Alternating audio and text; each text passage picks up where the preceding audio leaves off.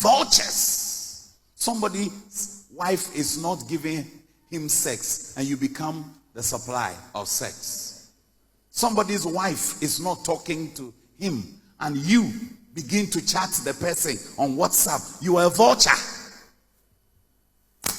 Somebody's wife is not respecting him and you begin to respect that man. You are a vulture. Let nobody glorify that behavior.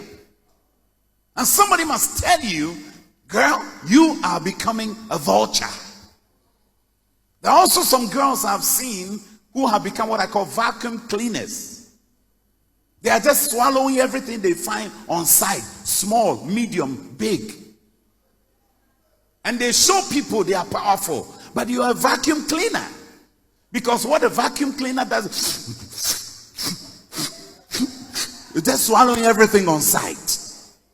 You are swallowing students, you are swallowing lecturers, you are swallowing men of God, you are swallowing police officers, you are swallowing chiefs, you are swallowing politicians. And I pray that God does not have anybody here who is a vacuum cleaner.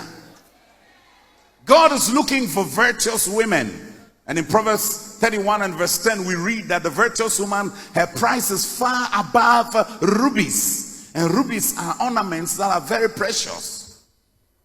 One time I was in one of our churches speaking to the youth and I asked them, girls, how many of you know you are priceless? And all of them had their hands down.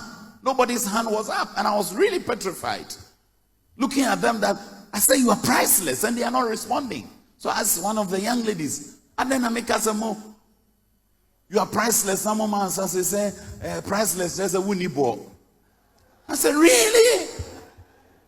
Who said priceless means winnie ball? Okay, winnie ball to some extent, yes. But priceless means you cannot be bought.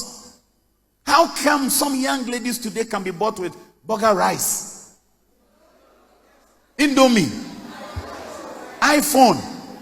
When you see iPhone, you are shaking, you are shaking.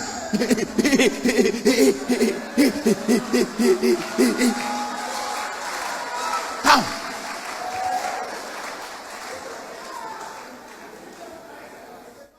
At the risk of sounding like I've come after the girls, I have two beautiful daughters, so I know what I'm talking about.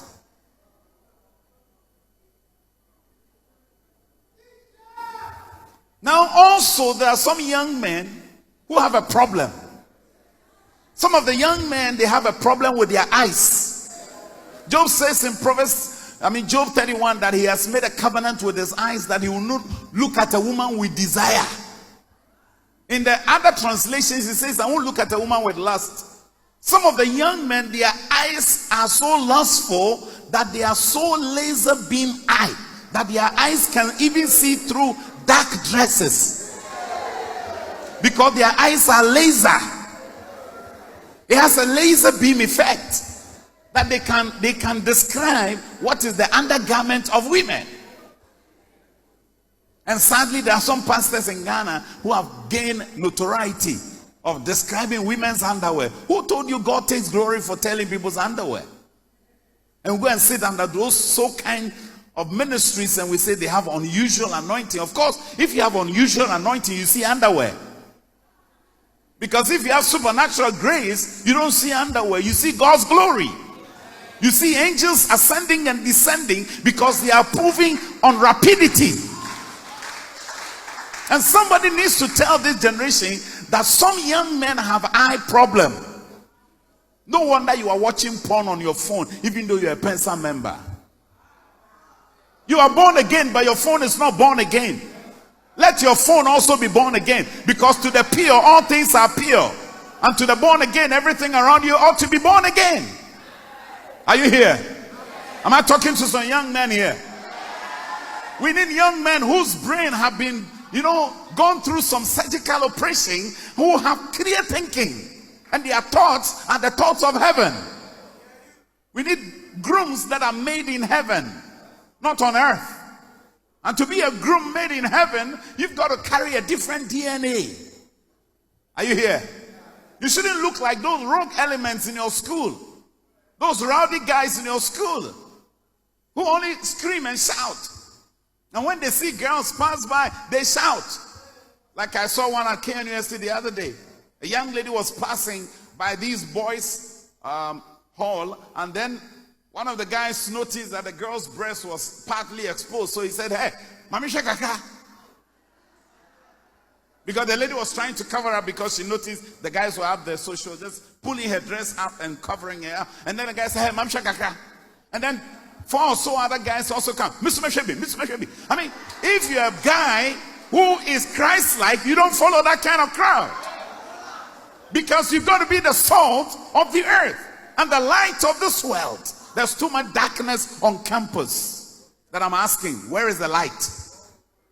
Where is the light in your SRC? Where is the light in your JCR? We need some Christian young men and women to stand up and be counted. Unashamedly connected to Jesus without apologizing. Because the people walking out there and say they are gay and proud. They are animal rights fighters and they are proud. Who is going to be Jesus freak for pride? We need a Jesus freak pride. Yeah. Unashamedly. But to do so, keep those eyes under covenant.